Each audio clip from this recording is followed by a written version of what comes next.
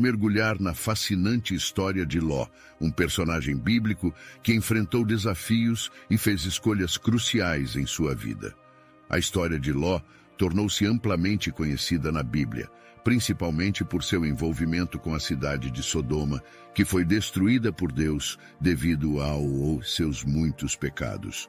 Ló era filho de Arã, irmão de Abraão, e, portanto, sobrinho do ilustre patriarca Abraão, um personagem intrigante cuja vida é cheia de reviravoltas e lições poderosas.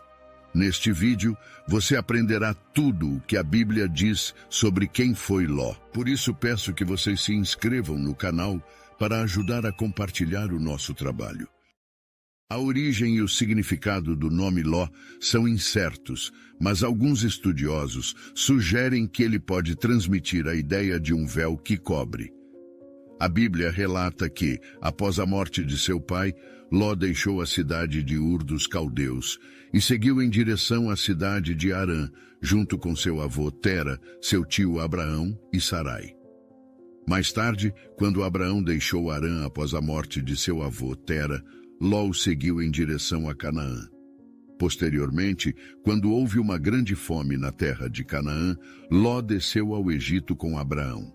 Porém, depois de certo tempo, após a descoberta de que havia sido enganado, o faraó do Egito expulsou Abraão e Sarai, e por isso Ló retornou com o patriarca a Canaã.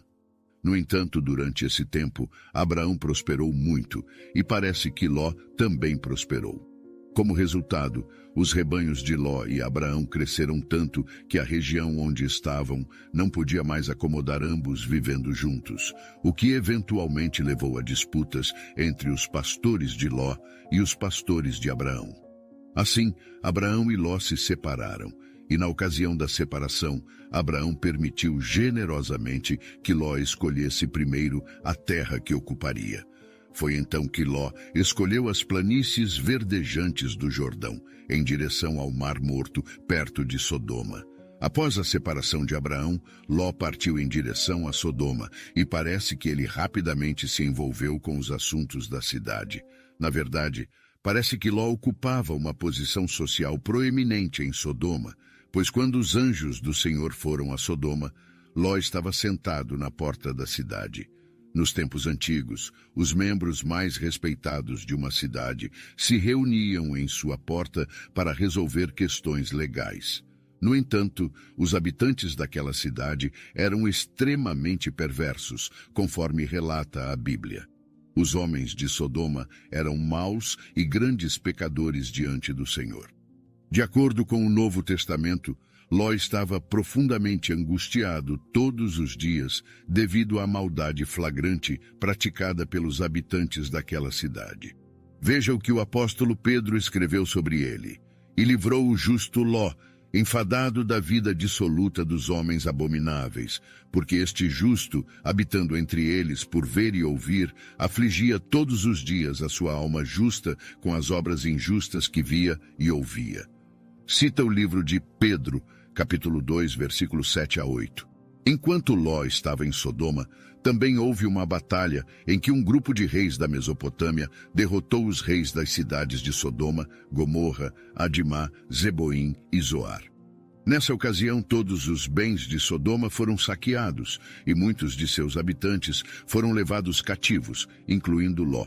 Seus bens foram capturados entre os despojos da batalha, e ele foi levado como cativo, ou seja, como prisioneiro. Quando Abraão foi informado do que aconteceu, ele preparou uma tropa de homens que, em uma batalha noturna, conseguiu derrotar o exército inimigo.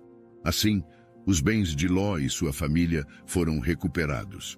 De fato, foi nesse episódio que Abraão conheceu Melquisedeque. Essa guerra envolvendo Sodoma não afastou Ló da cidade, e ele reaparece na narrativa bíblica quando Deus decide destruir as cidades da planície, incluindo Sodoma e Gomorra.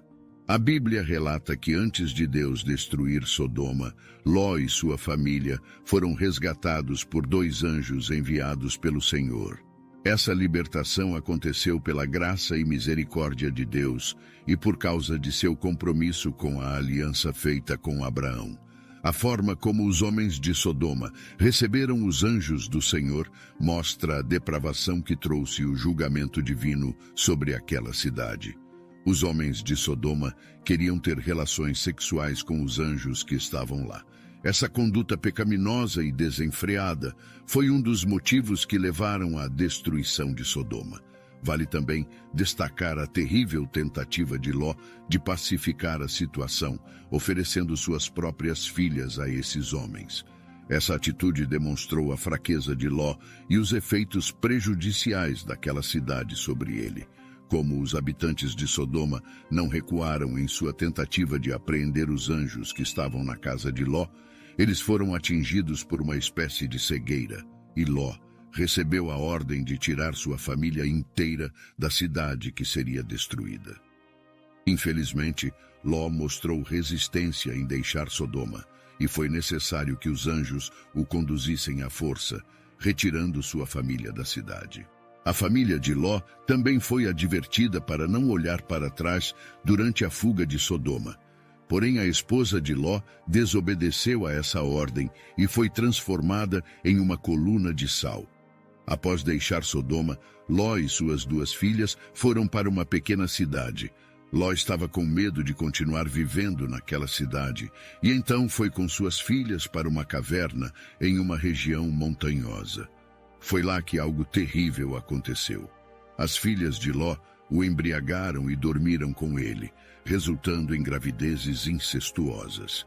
Dessa união nasceram Moabe e Ben-Ami.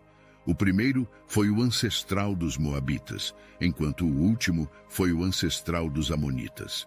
Esses 2 povos causaram muitos problemas para os israelitas e para o restante da história bíblica. Além das referências no livro de Gênesis, Ló é raramente mencionado na Bíblia. No Antigo Testamento, seu nome aparece apenas 2 vezes em referência aos seus descendentes na expressão filhos de Ló.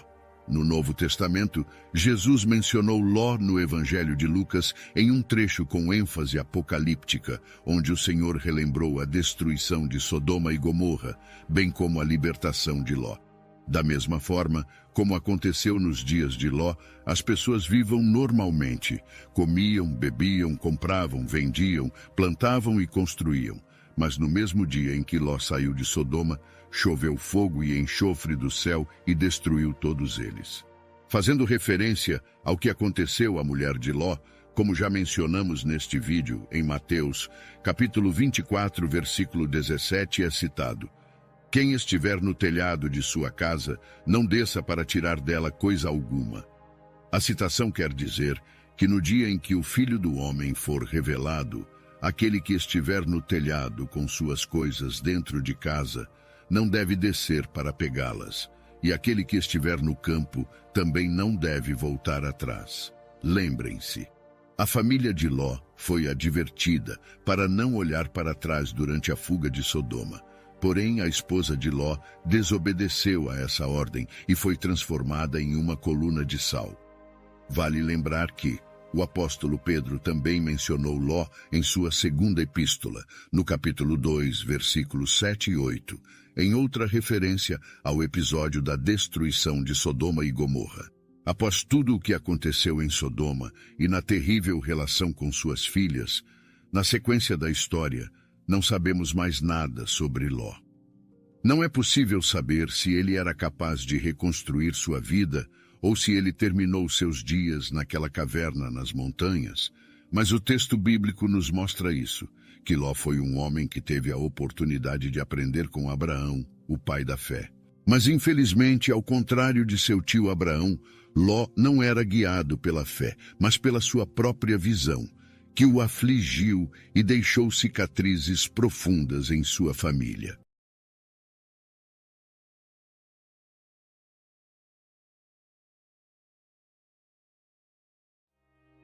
Você sabia que a palavra Hamas é mencionada mais de 40 vezes na Bíblia?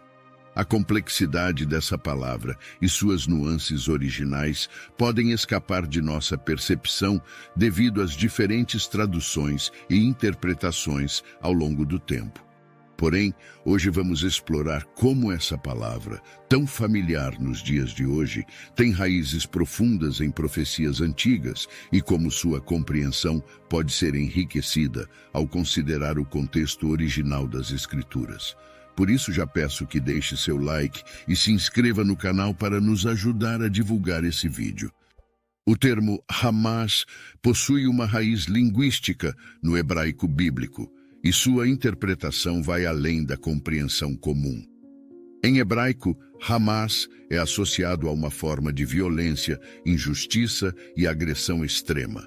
A palavra carrega consigo a conotação de atos violentos, como roubo, opressão e comportamento agressivo. Essa interpretação vai além da percepção mais comum da palavra, que é frequentemente associada apenas ao movimento político-militar palestino. A relevância dessa análise linguística se torna evidente ao examinar as profecias bíblicas que mencionam a palavra Hamas, muitas vezes traduzida violência ou roubo em português. Ou seja, a palavra Hamas não é meramente um nome, é uma expressão que, no contexto bíblico, carrega consigo uma advertência sobre a violência e a agressão que podem surgir. A palavra Hamas é recorrente nas Escrituras e no contexto bíblico, aparecendo mais de 40 vezes em diversas passagens.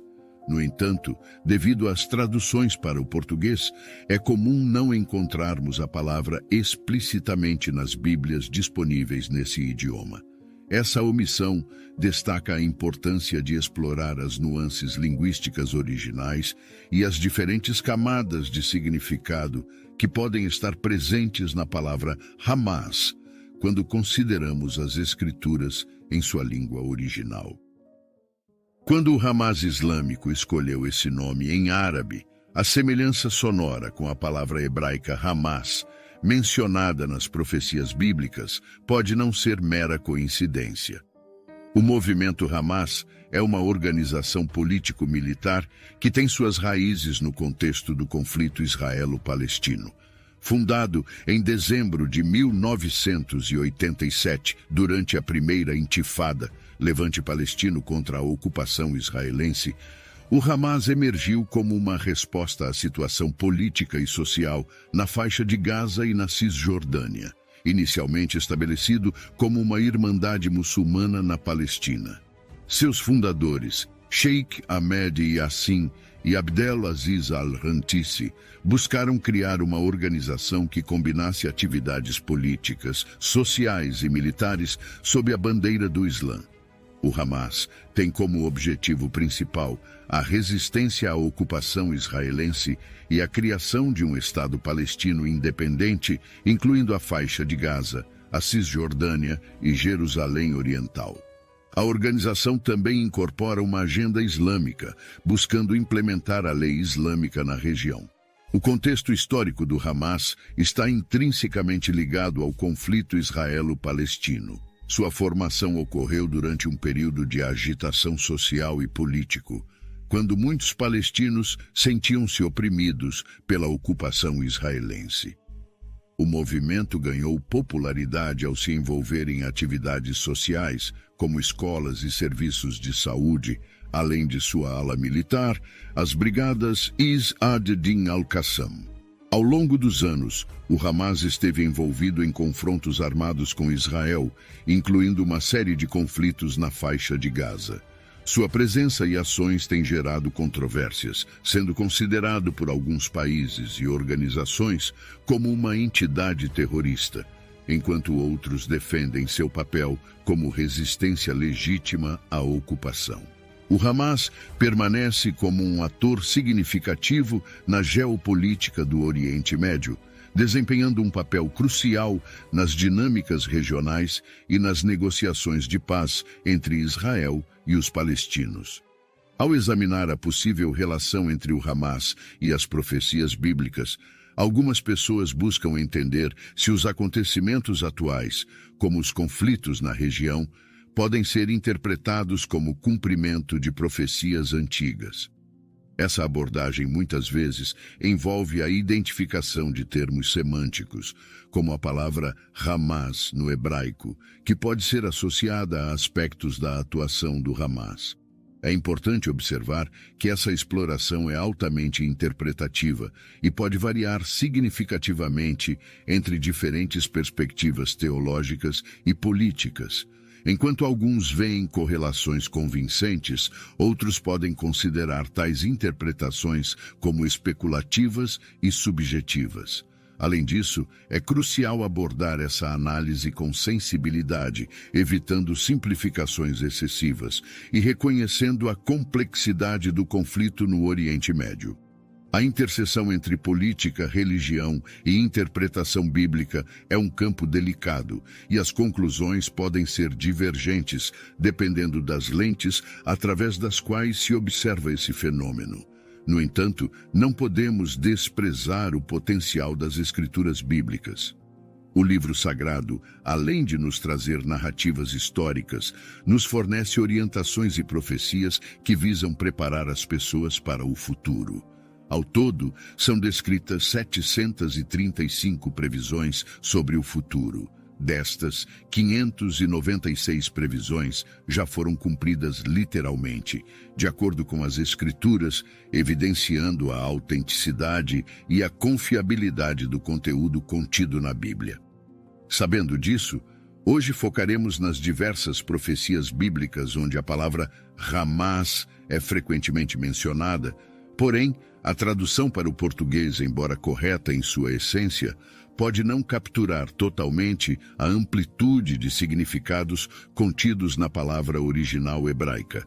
Essas profecias prevêem um período de violência e angústia e são encontradas em diversos livros da Bíblia, como Jeremias, Ezequiel e Isaías.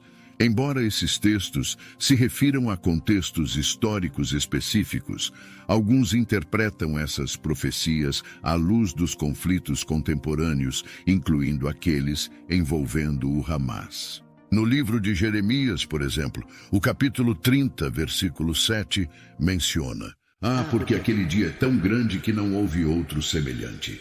É tempo de angústia para Jacó, ele, porém, será salvo dela.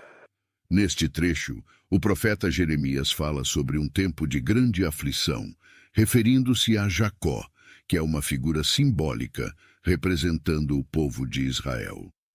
A interpretação pode variar, mas muitos consideram esse período de angústia como uma referência a momentos difíceis na história do povo israelita, incluindo possíveis conexões com eventos contemporâneos, como os conflitos envolvendo o Hamas.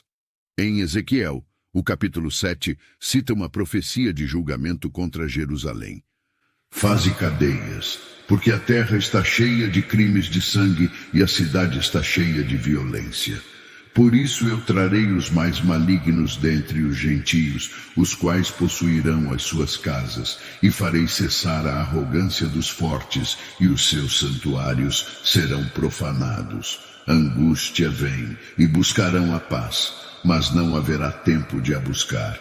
Desgraça sobre desgraça virá, e se ouvirá falar de rumores sobre rumores.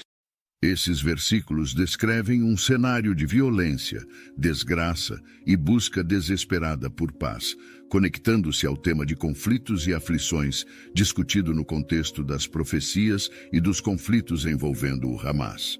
As profecias mencionadas podem ser associadas a conflitos recentes e tendências no Oriente Médio. Os ataques periódicos entre Israel e o grupo Hamas na faixa de Gaza podem ser vistos como uma manifestação da violência predita nas profecias. A constante tensão e os conflitos na região são citados como exemplos de um período de angústia, conforme indicado em Jeremias. O uso de mísseis pelo Hamas contra Israel, matando milhares de civis inocentes, também pode ser conectado à profecia de Ezequiel, que fala sobre uma terra cheia de crimes de sangue.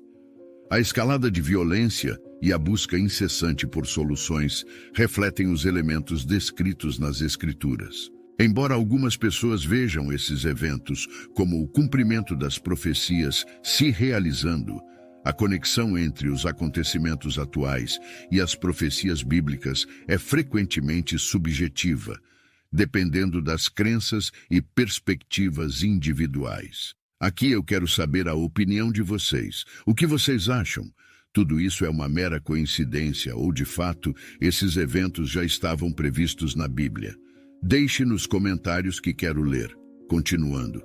Além das profecias que abordam diretamente o Hamas e Israel, as Escrituras também contêm previsões sobre outras nações e eventos globais, profecias relacionadas a conflitos entre nações, transformações na natureza humana e a busca pela paz entre povos oferecem uma visão abrangente do cenário global.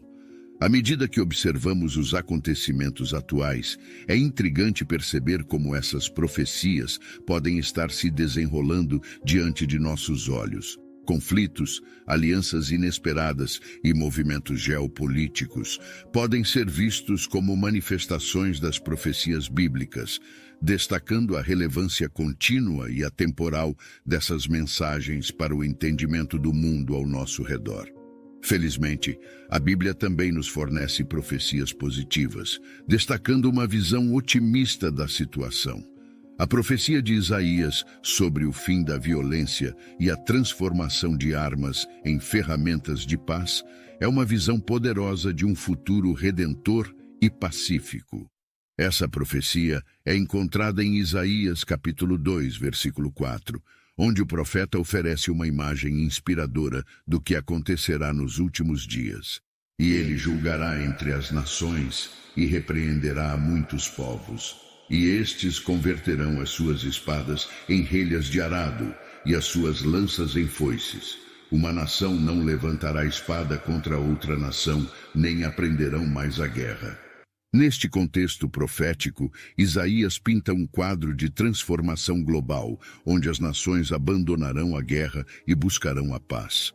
A simbologia de converter espadas em relhas de arado e lanças em foices é especialmente marcante, pois representa uma mudança radical de mentalidade, da destruição para a construção, da guerra para a produção e do conflito para a colaboração. Ao conectar essa profecia ao tema geral de esperança para um futuro melhor, percebemos que Isaías está transmitindo a promessa de que, mesmo diante das adversidades e conflitos, há uma visão de reconciliação e harmonia.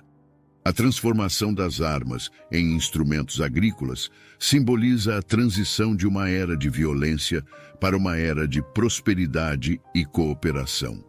Essa mensagem de esperança ressoa além do contexto bíblico e pode ser aplicada a desafios contemporâneos, incluindo conflitos regionais e globais. A profecia sugere que, no final, a humanidade tem o potencial de superar a violência e construir um futuro onde a paz prevaleça. Essa visão utópica serve como um farol de esperança, incentivando a busca por soluções pacíficas e a construção de um mundo melhor para as gerações futuras. Espero que tenham gostado do vídeo de hoje.